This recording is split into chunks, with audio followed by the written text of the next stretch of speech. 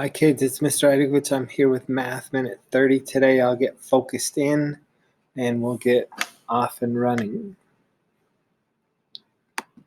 I'm sorry about that. My camera beat me in that case, and so I was a little bit slow, but we will get started here. One of the first things you'll notice is we're getting more and more away from some of the simpler problems that we tackle in third grade, and we're getting more into division, geometry, fractions, and perimeter. So there will always be a couple review questions in there, but a lot of them are going to start covering new things, at least for a while. Number 1, 32 divided by 4. Number 2, write both names of the line segment. Remember, when you read a line or a line segment, you can go forwards or you can go backwards. Number 3, write the fraction that names the shaded portions. Make sure you're looking for the shaded portions. 4 is 5 times 6 and 5. The perimeter of the shape is 12. Is this true or false? And remember, perimeter is the addition of all the sides. So this is the perimeter of this hexagon. And each one of these sides has a length of 2. So is the perimeter of the shape 12?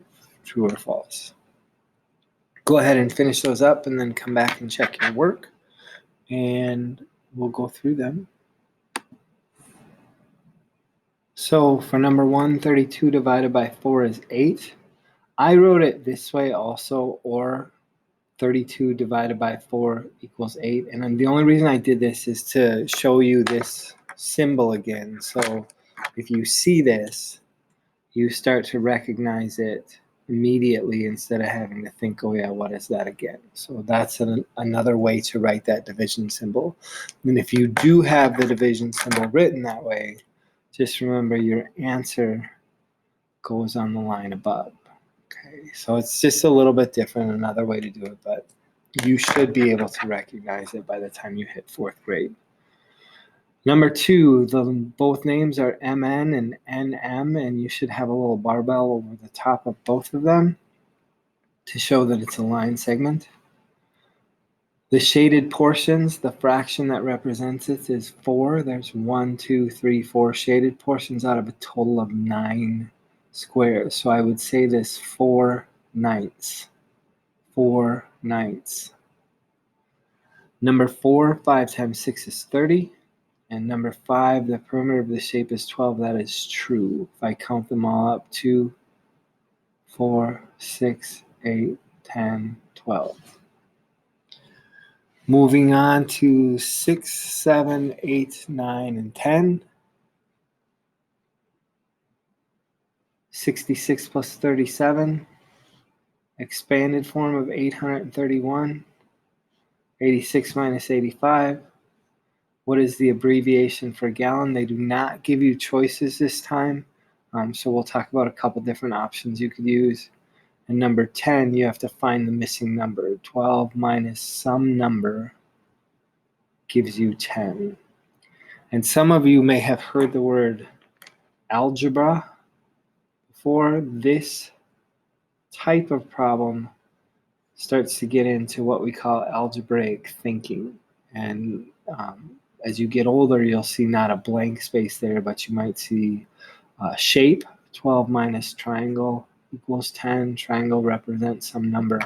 Or you might see like an x here. 12 minus x equals 10, and you're looking for whatever that x is. So it could be a symbol or it could be a blank, but this is getting into a little bit higher level math and starting you off with a stepping stone to get you there. So I will erase this.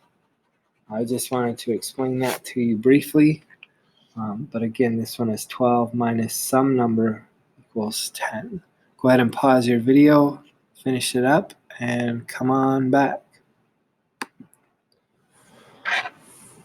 Number 6, your answer should be 103. You have some regrouping there. Number 7, 800 plus 30 plus 1.